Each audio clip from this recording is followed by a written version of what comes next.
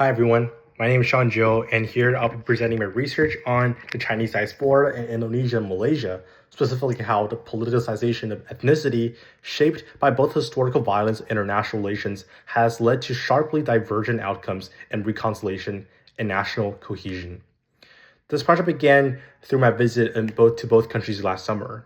I noticed how Malaysian Chinese face systematic exclusion under state-sanctioned ethnic policies, while in Indonesia, Chinese diaspora there, despite a brutal history of anti-Chinese violence, has become more politically integrated to the rest of the society.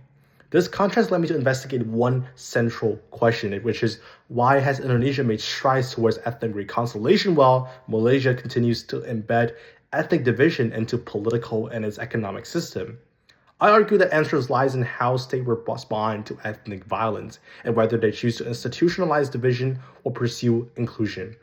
I studied the three colonial era and post-independence violence and modern reconciliation era, and to discover why and what are the reasons throughout the historical trajectories that led to the ethnic violence and the reconciliation.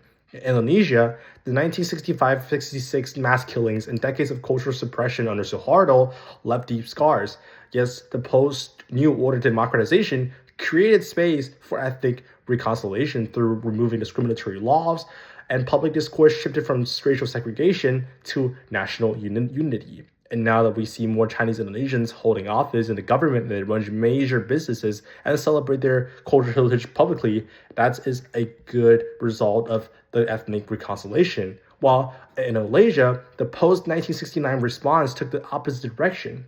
Instead of healing the state-embedded division through the Bumiputera system, which reserves privileges for ethnic Malaysian education, employment, and state benefits. Over time, ethnicity became a political tool used to consolidate power, define national identity narrowly, and label dissenting minorities as disloyal. This politicization has worsened with China's rise.